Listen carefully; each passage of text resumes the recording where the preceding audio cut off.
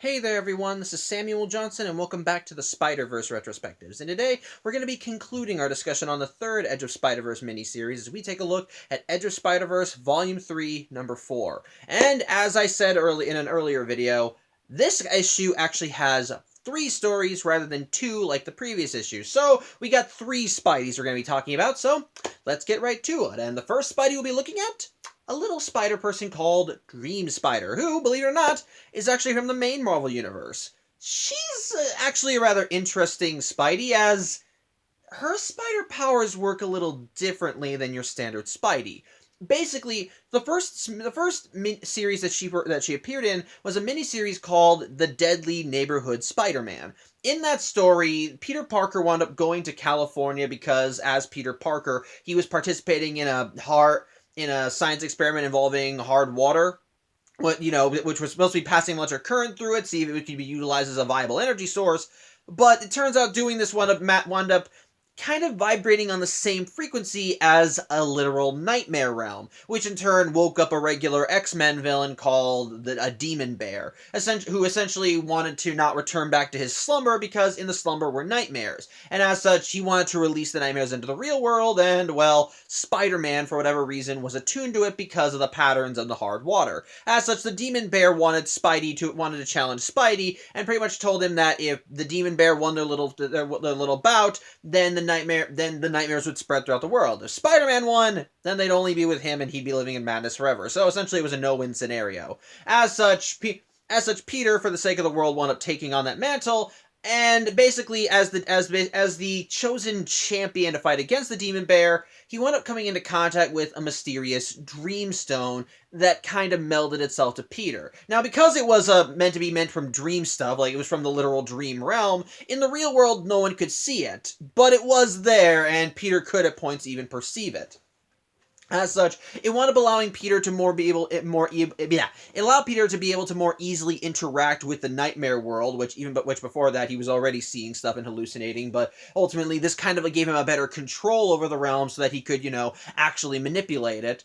But the thing is, Peter wasn't working alone in this science experiment. There was a woman by the name of Crystal Katani was working alongside him to, conduct everything and work it out. And ultimately, during one of these little trippy nightmare sequences where the nightmares began infecting the real world, well, she wound up getting caught in the middle of it and actually was able to perceive it. And as a result, when she and Peter wound up traveling to the nightmare realm proper in order to find the Demon Bear's maze, as that's where the challenge is supposed to be, she came along for the ride and witnessed Peter's literal nightmares come out and try and corrupt him, overtake him. She was able to bring him back down to reality, but ultimately, if they wanted to keep Peter sane and keep the nightmare from overcoming him, then they needed to literally face his inner demons. And so, through dream logic, they were able to actually go inside the Nightmare Stone, which was merged with Peter, and they wound up facing off against a nightmarish version of Peter, imbued with both the dream nightmare abilities and his spider powers. Ultimately, they were able to destroy it by literally shattering it, but since the Nightmare Peter was technically the Dream Stone, this not only unmerged Peter from the stone, but it also caused the fragments of the stone to fly out across the immediate area, and they would have been embedding themselves into Crystal. However, rather than killing her, her body absorbed the stone energy, and since the Dream Stone was bonded to Peter, and we saw that it wound up taking on the form of his nightmares, it also was infected with some of his spider essence, so to speak. And as a result, Crystal not only gained the ability to now interact with the dream/nightmare realm, but she also gained her own array of spider powers. The end result, she wound up becoming the superhero known as Dream Spider, which let's see if I can actually find a good shot of her. Sorry, I really do like showing her off. I love her design. Yep, this is the Dream Spider, and which I like it. It's kind of cool. It's trippy and strange, but it does contain enough of the original Spidey motifs that I think it's unique. As such, Peter and Crystal were able to work together to ultimately face the Demon Bear. As it turned out, well, the way they could beat it without bringing the nightmares into the real world or having Peter succumb to madness, just put it back to sleep. And since it was the hard water experiment that woke this thing up, well, correcting that mistake. Essentially, if they ran the right current through the hard water, they could essentially slam the demon. They could essentially slam the door in the demon bear's face and put it to sleep. And ultimately, thanks to a few hints from the nightmare realm itself, they're able to re-enter the real world, and we're able to do a proper experiment that in turn put the demon bear back to sleep. And results: Peter Parker went back to New York to do his regular Spider-Man duties, while Crystal stayed in California and stayed on as the Dream Spider. And basically, according to this comic, she's continued duking it out with any monsters and creatures that come to the Nightmare Realm that want to infect our realm. And well, we see the story. We see this story kind of showcases her as she's duking it out with one of those creatures. As while she's trying to duke it out with a monster, the monster notices something in the Nightmare World, which the Nightmare World actually looks like a city, except the skies are red and things are a lot more gruesome and grotesque. And either way, she looks around on the city and she sees what looks like this black mass with a demonic face on it just spreading its tendrils all across the land. And as such, Crystal's response as the tendrils come flying for her: get the hell out of there. As such, she manages to escape into a building with this thing chasing after her before unfortunately she has to force a retreat as she ends up flying out through a window back into California, specifically in a bathroom. And upon entering the real world, the Dream Spider form just vanishes, and unfortunately she can't go back the way she came because that creature's on the other side and it still wants her head on a pike. As such, Dream Spider realizes that if she wants to get back to the Nightmare Realm and fight that thing proper, she needs to find another She has to find another entrance. And the thing is, apparently reflective surfaces are actually a good way of entering the Nightmare Realm. And as such, she immediately runs outside, and when her neighbor sees her and says, "Hey, you should stop by sometime and try out my pool," she says, "Sure, sure, now's a good time, right?" At which point she just dives into the pool, which, since it's a reflective surface, it allows her to re-enter the Nightmare Realm and resume her Dream Spider form. As such, she's able to now finally confront this creature and realizes that if she wants to beat this thing, then she kind of needs to get to the root of this thing. So, what better way to get to the root than by jumping in head first as she dives into the creature's mouth, and as she takes a tumble, she seems to come out of a mirror in the UK, specifically in, hold on, let me see if I can actually find it. Specifically, she ends up in the Isle of Sheppey. I apologize if I'm mispronouncing that. In the bedroom of a kid named Archie, who when he sees Crystal flying out of his closet mirror, he seems a little stunned. Of course, Crystal tries immediately playing damage control. She's saying, "It's okay. I know you're maybe a little freaked out," but the kid's like, "No, he told me you were coming." And Crystal's like, "Who's he?" At which point he points to the mirror and he says, "Him. I call him Uncle Ruckus." And when Crystal looks in the mirror, she sees that same black mass of tendrils as it's wrapping itself around Archie. As she looks back to what's supposed to be the real Archie and sees that he is wrapped up in this creature's tendrils. At which point it finally talks, as it says that Archie's apparently been a very big help to this thing, as apparently his fears and nightmares have been able to make it real, and so now it's going to return, so it's going to essentially reward little Archie by eating his soul. That's at this point when the environment changes, because, yeah, I'm just going to say this right now, the bedroom that Crystal wound up flying through, it's not the bedroom. It's just, once again, another Nightmare Realm, and what we're seeing here is essentially just, well, it's essentially just Archie's dream. And as such, this creature, Uncle Ruckus, essentially, ends up reshaping the dream until it's a classroom, with Uncle Ruckus acting as the teacher. And basically, Crystal's in the back of the room, which... this scene is dark, but also slightly humorous, because Uncle Ruckus first immediately introduces Crystal and talks about how, despite the fact that they haven't known each other long, she is now a pain in his tuchus, which he uses that exact wording. But ultimately, before he can go and deal with her, he wants to go and talk to Archie, because apparently he has an assignment which is called, "What is the color of everyone's souls?" At which point all the students look to Archie to present the project, and yeah, all the students look like Uncle Ruckus. At which point, Archie, not realizing that he's in a dream, says he forgot to do the assignment. So Uncle Ruckus says, "Fine, I'll have to find the answer to that assignment himself." As he starts sucking the souls out of the students. At which point, Crystal realizes what's going on and she immediately just goes up to Archie and tells him a story about a man who was being hunted by a bear, how he was chased up into a tree, and how at first he thought he was going to die until he heard a song which made him brave. And so Crystal tells Archie that she wants him to sing the song, which he at first is unsure if he can do, especially with especially with Uncle Ruckus literally siphoning the souls out of all the other dream students. But ultimately, Crystal covers his eyes and just tells him to sing, and while he's a little reluctant because the song he's thinking of is a little silly, he does end up singing it. And it's Itsy Bitsy Spider.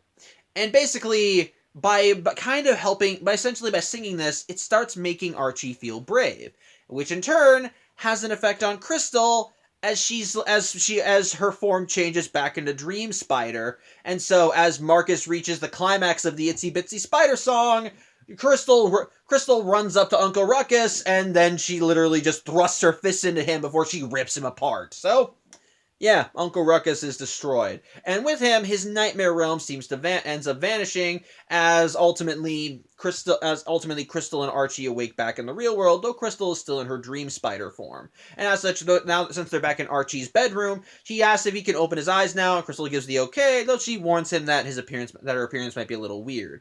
At which point, when Archie sees her in her dream spider form, he's like, "Holy shit, that looks awesome!" At which point she says thank you, but she says she's got to go now, and ultimately the story ends as Archie thinks it's going to be great how he's going to tell all his friends about this, before Crystal tells the audience to shush and have pleasant dreams, so that's fun.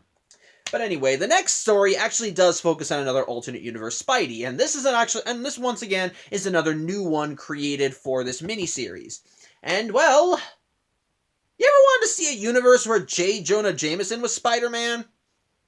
Well, too bad, you're getting one anyway, because this story is that exact scenario. Well, which, for the sake of keeping things kind of moving at a regular pace, I should probably bring something up. This story is told in media res. Basically, some parts are told in the present day, some are told in the past. Some of them showcasing Jonah in his Spider-Sona identity, while the other is basically showing the origin of how he develops that identity. For the sake of keeping things consistent, I'm just going to tell the story as it actually happens. So, I'm not going to be interspersing everything. So basically, how exactly did Jonah end up with spider powers? Put simply, the way most Spideys do. In this case, which of course is being bitten by a radioactive spider. However, how he got bit is a different story. Basically, J. Jonah Jameson was going to the grand opening of a science exhibit that Dr. Curtis Connors made. It was a science exhibit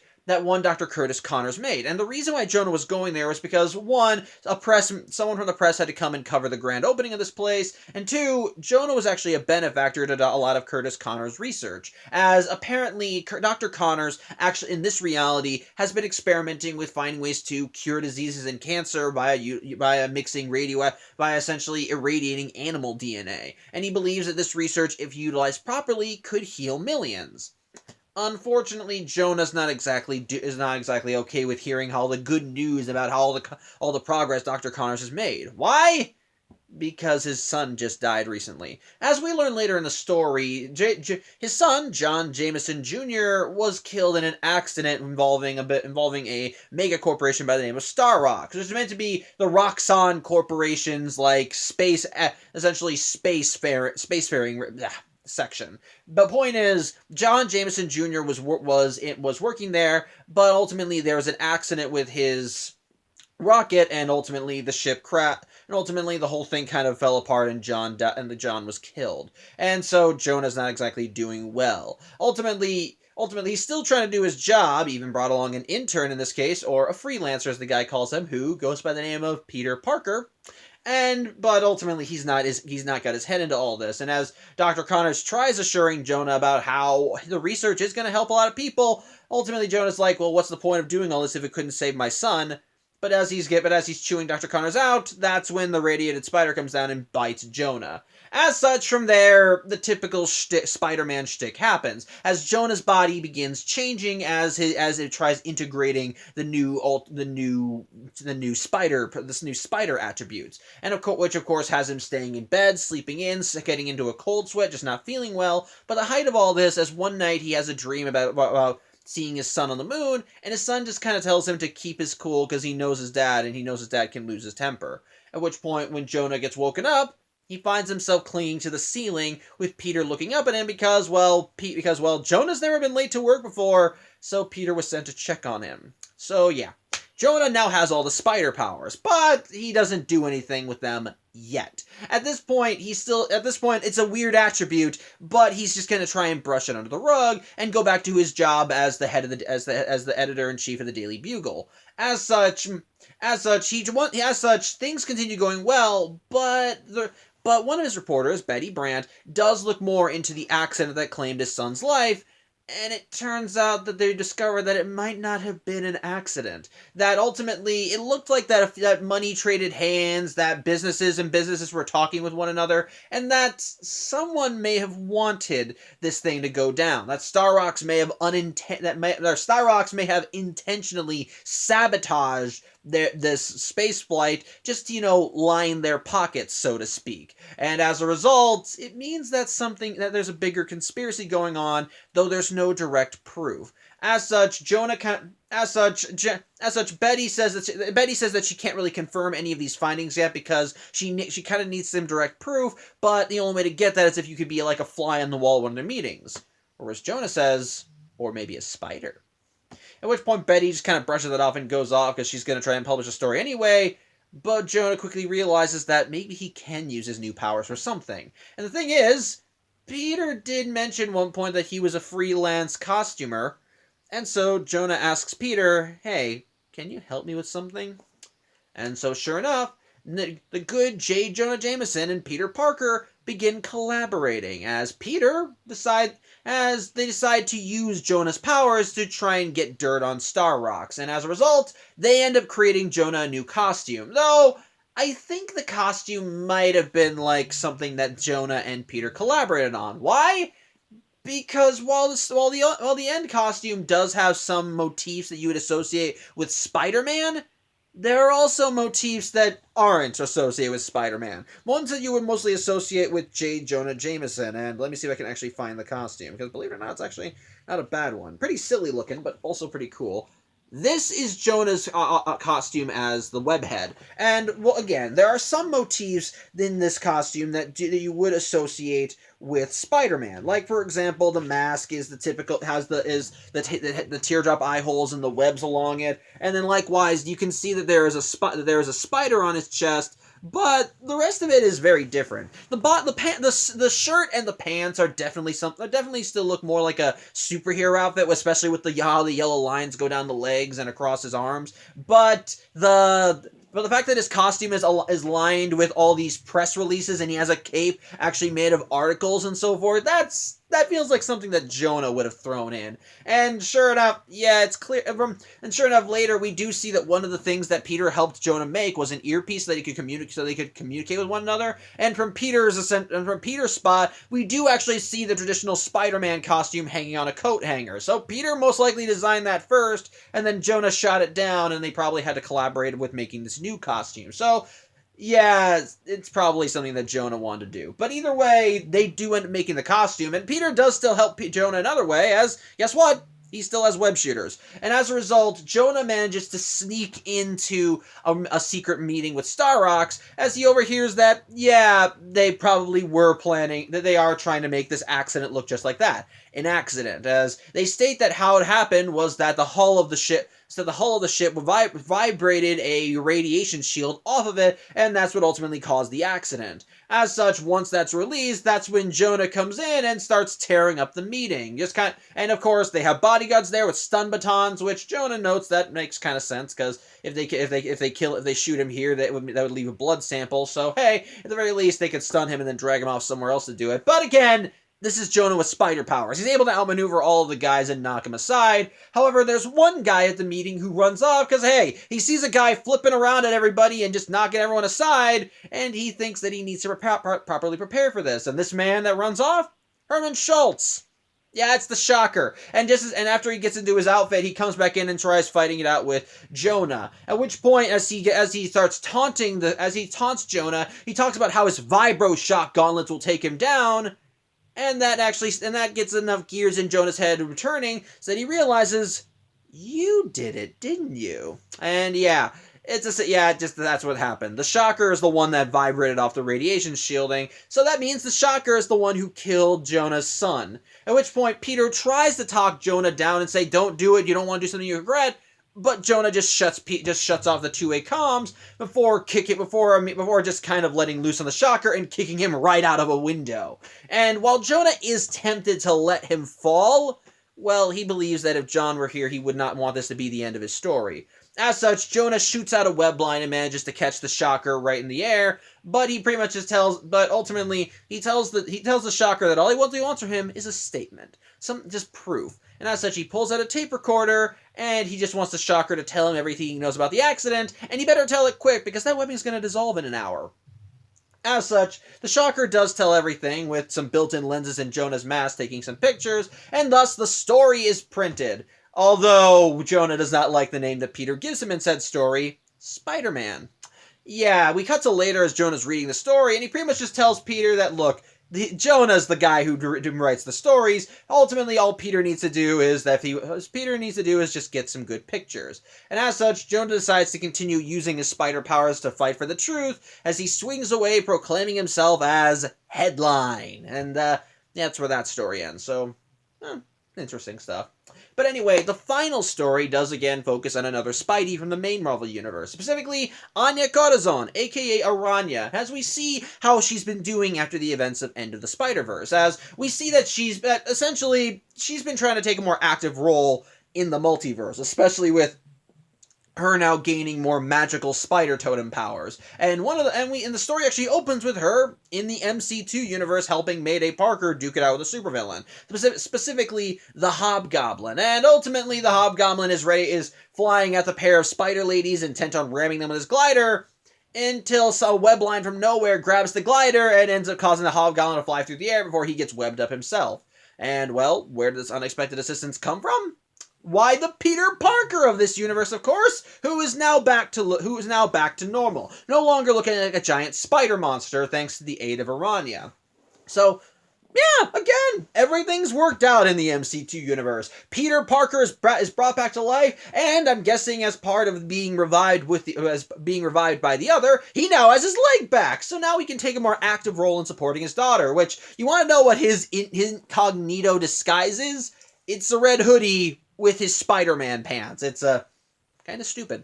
But ultimately, it's Peter Parker. No matter the universe, he's kind of a dork. But either way, they bag the supervillain, and thus Anya's called away by Madam Web because she has a job for her. Although Mayday does try to tell Anya that with everything that's going on, she can come by anytime she wants to talk about this. Though Anya says that she's fine before leaving and heading back to the main Marvel universe. As such, upon arriving, she finds herself at Sims Tower, where Madam Web has set up shop. Mostly because, well, this is where she's storing the Web of Life and Destiny now. After all, basically, she wants to keep it someplace secure and safe so that no one can find it and take advantage of it again. And Sims Tower is a very secure place, especially since it has a bunker, since it has an underground bunker that almost nothing can get through. So as such, Madam Web believes that this is a perfect place to house the Web of Life and Destiny. But either way, with that kind of out of the way, Madam Web reveals to Anya why she called her here. You see, there's a multiversal crisis going on, and while Madam Web and Spider UK, who is also here, are going to go off into the multiverse to try and deal with it on one front, they want Anya to stay behind on Earth 616 so she can deal with something that's kind of connected to this. Specifically, with the supervillain Electro. For whatever reason, whatever this multiversal crisis is, Electro is caught in the middle. And it's not the Max Dillon Electro that's the problem. Rather, it's a female version of Electro, who's not an alternate universe version. It's just a girl who has electric powers who took on the mantle herself. Her name is Francine Fry. And she has tussle with Spider-Man every once in a while. So, hey, if you know who she is, good on you. But me, I know nothing about her, so Girl Electro, that's all I know. Point is, she's tied into whatever this crisis is as well, and so Madam Web charges Aranya with finding her and figuring out how she fits into all this. And sure enough, as Anya leaves and goes to do some research, she finds that Francine might be a little easier to find than she thought. Because she just turned herself in. Little weird for a supervillain, but whatever. Either way, Aranya ends up going to the Supermax prison, the Raft, because well, that's where supervillains are, and she needs to get a word with Francine. And sure enough, when we check in on Francine as she's locked away, she seems a little nervous as she paces around her insulated cell. Mumbles about how she hopes that they won't find her. And before we can get an answer to who they are, that's when Aranya comes in and wants to talk to her and asks what's with the weird change in behavior. At which point Francine wonders why the hell Aranya's here, and at which point Aranya mentions that apparently Madame Web sent her because something in the multiverse was zeroing in on her. At which point when Francine hears that, she freaks out and wants to be let out of her cell. And so Aranya wants to know what's gotten her so freaked out before she suddenly gets the answer. So remember the end of Web Warriors? Remember how the first storyline in that book dealt with the Electros of the multiverse banding together to try and take over reality, with their leader being some corporate scumbag version of Electro named Mike Dillon, who, in an attempt to make sure he could control all of his homicidal counterparts, wound up creating essentially a hive mind with himself at the center? He's back! Yes, ladies and gentlemen, the Battery is back, which, honestly, I like this. I like this. As someone who read Web Warriors, I love that we're actually getting a callback to those comics. Well, here's the thing. That was genuinely something that annoyed me. The thing, at the end of Web Warriors, the Battery did claim that he would come back. Yes, thanks to Uncle Ben's influence in his hive mind, he did gain enough of a conscience to realize, okay, we're the bad guys, we should let everyone go. But the thing is, he was still predominantly Max Dillon, and he quickly realized, and he pretty much just said, yes, we'll let everyone go, but rest assured, we're gonna come back and you will pay. Something I thought would be disappointing was the idea that Mike Dillon would never come back, that the Battery would just be gone, that he made that claim and then he would just be forgotten. So, seeing him back in this story, it brings a smile to my face. I love that they actually are following up on that, and well, as we already said, well, the Battery is targeting Francine. Why? Because apparently being a being made of pure electricity is not all it's cracked up to be. Essentially, his form is just scattered just scattered everywhere, and he can barely hold himself together. As such, the Battery needs a new human host, someone that he can bond to and take over. Since of course the Max Dillon persona is still the one that's predominantly in control of this thing. And wouldn't you know it, the Battery sees Francine as a suitable candidate, hence, which is why she's locked herself up, because if the Battery manages to infect her with its electricity, well, essentially Francine will be essentially kicked out, and her body will just be the Battery's. So yeah, not a good call for anyone involved. As such, Aranya tries to fight off against the Battery, even managing to get some good hits in, but the Battery is just too powerful. And then in the middle of the fight, he manages to throw Aranya right into Francine's insulated cell and cracking the glass, which in turn does allow Francine enough leverage to shoot out her own electric blast, which destroys her cell, but does fight against the Battery. But it's clear that, like Aranya, this battle is a losing one. Francine will be overcome, and the Battery will take her. However, Aranya notices something. In this entire area, she finds some loose cables, and something she realizes, plugging a cable like this into a socket, it would ultimately result in a blackout. Which probably would be a good thing when you're dealing with someone made of pure electricity. As such, she ends up taking the wire, and she just jams it right into the Battery, essentially overloading him and causing him to disperse, with the blast being so great that it ends up knocking out Francine. So, yeah, crisis averted. The Battery is gone, and thus the story ends in Madame Web coming in and congratulating Anya for a job well done. So, there you go. So, thoughts on these stories. First, let's talk about the Dream Spider story. Now, when I first heard that the Dream Spider was going to be a Spidey in this issue specifically, I kind of scratched my head a little, because at the time I had no idea who the Dream Spider was, mostly because I hadn't read the Deadly Neighborhood Spider-Man. When I first heard about that miniseries and it was coming out, it almost sounded like something I would be interested in, but I kind of steered away for one reason or another, mostly because it just didn't seem like something I would be fully invested in. But but it didn't look bad either. It's just a simple case of wasn't interested. Ultimately, though, when I learned that apparently a new Spider Person first appeared in Deadly Neighborhood Spider-Man, I decided, fuck it, I'll go read that story before I read this issue. And as such, reading Deadly Neighborhood Spider-Man prior to reading this story, it helped a lot, actually, because it offered some very nice context. However, much like the Spider Smasher story in the previous issue, knowing Dream Spider's origin, well, you don't really, it mostly just enhances the story. Likewise, you don't need to fully understand it in order to like the book, in order to like with the story, but it does just help better appreciate it if you know exactly where Dream Spider came from.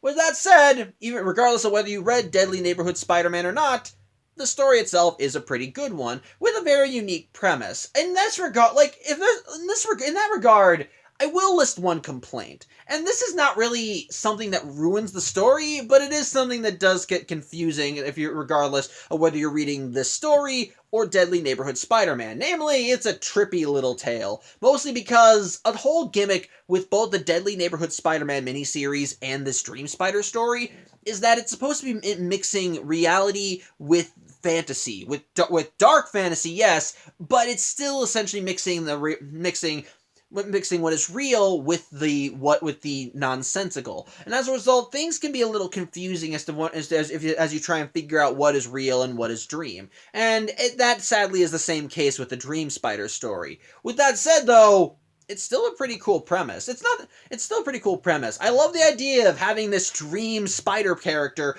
essentially just literally fighting nightmares who are trying to break into our world and essentially just become real threats. Like with Uncle Ruckus, who was trying to utilize Archie's fears in order to make himself into a real thing so that he could infect the Nightmare Realm. As it was clear that Archie was essentially his battery, and as long as he could keep Archie in his clutches and afraid, it could allow him to continue growing, getting stronger, infecting more of the Nightmare World. And as such, in order to properly keep Uncle Ruckus in check and keep him from infecting other people, essentially Cindy kind of had to cut off his food supply. In this case, since Archie's fears were making Uncle Ruckus stronger, then maybe in that regard, his strengths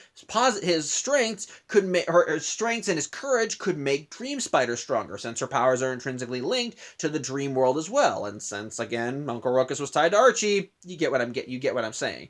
Essentially, in that regard, it is still a triumphant little tale, and I will not deny it is cool to see Dream Spider kicking ass. It's like I said, she's a very different Spider person, but she still does her own thing. Like, she still has the same proportionate strength, speed, and agility, and she does have some added bonuses of being able to interact with the Nightmare Realm, as she can get a little trippy in some areas, and she did at one point mention her spider senses going off, so basically there is another two-pronged threat, since apparently if Uncle Ruckus gains enough power, he can begin infecting the real world as well. But point is, it's not a bad story. It's just an enjoyable one. It's a little trippy, like I said, and even the artwork definitely does a great job of showcasing that, being able to mix realism with the surreal. But at the end of the day, it is still an enjoyable story with honestly a rather unique Spider Person. Again, there's nothing too big to it. It's just showing Dream Spider kicking ass and doing her thing. It's again the creative premise, very trippy, overall enjoyable.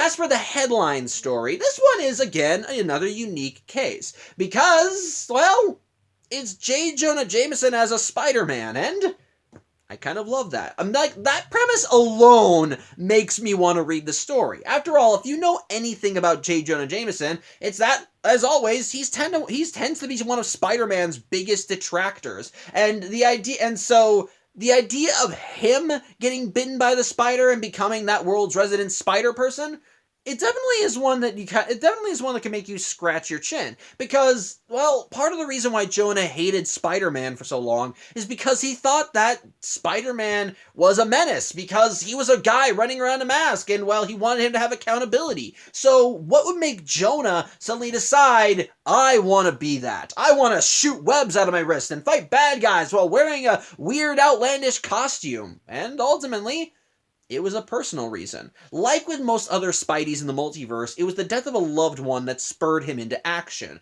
In this case, it was the death of his son. And while that alone would not have gotten Jonah to adopt the headline persona, by that same token, when he learned that there would have been more to his son, that there was more to his son's death than met the eye, and that in order to kind of bring that information to light, that required someone with a bit of extra oomph to them.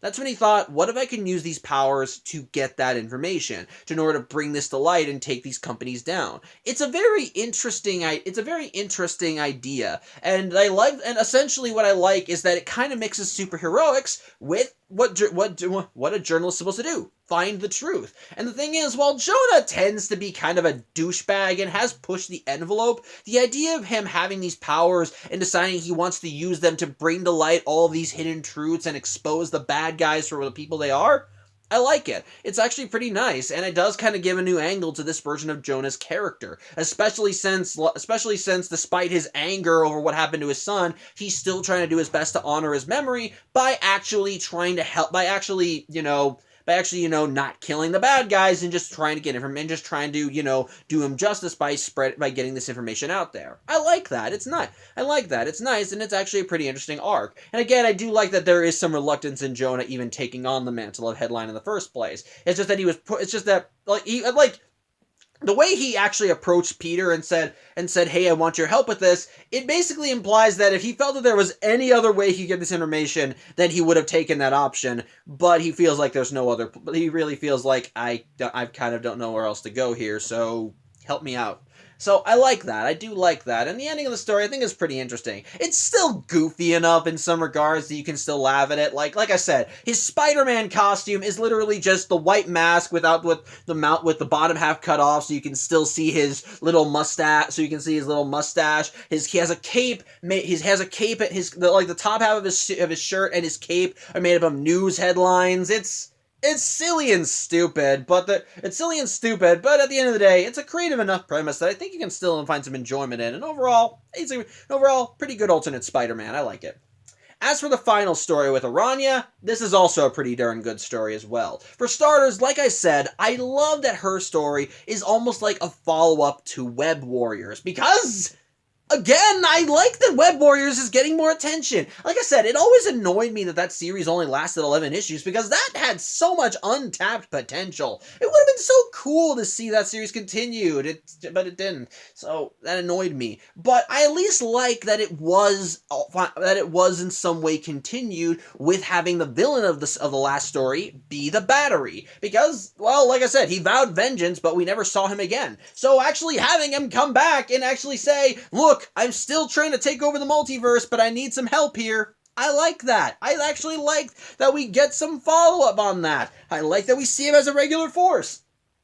And on top of that, I like that we are getting some more follow-up with some of the key figures from End of the Spider-Verse. I love that we're seeing Aranya as she's back in her, Aranya persona. I like that we got some follow-up with the MC2 universe with that world's Peter Parker. Since the last time we saw him, he was the other, and, well, he probably didn't want to keep going around looking like a giant spider for the rest of his life. So I kind of like that we get some follow-up on that. And ultimately, it still shows it's nice to see Aranya still kicking ass and coming to her own. As, yes, while she's still dealing with stuff, she's still a kick-ass superhero. And likewise, she's able to act, and thus when she actually confronts the Battery when he tries going after Francine Fry, I at least like that she's able to use her brain and is able to find a way to take him out. Because, yeah, while the Battery may be a giant electrical hive mind of Electros, he's still a giant thing. He's still a being made entirely of electricity. And what happens if you overload someone like that? So there you go. On the whole, that story is also pretty good too and still kicks ass. So yeah, on the whole, Dream Spider story really takes a creative premise and kind of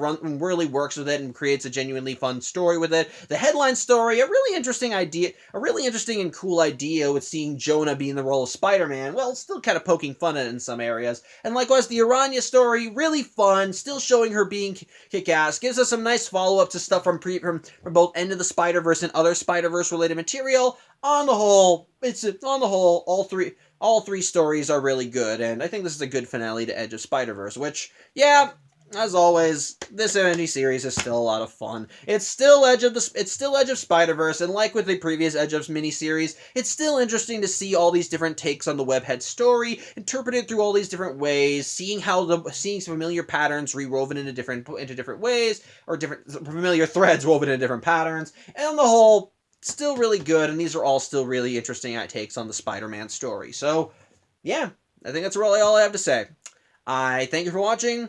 I'm Samuel Johnson, and we're nearing the end of the Spider-Verse Retrospectives, people, and I cannot tell you how excited I am for that. But before we get to that, we still have the second half of the finale era to look at, and, well, I think it's time we check back in with the Venomverse. But before we do that, we still, of course, have some lead-in material, and, well, I think it's, remember Moreland?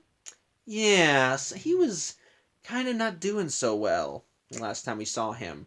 Where did he go? What is going on with him? Well, I think it's time we get some closure on him, while also paving the road as we head back to the Venomverse. So, till then, I hope you have a good Thursday evening, and I'll see you on Saturday. And as always, take care.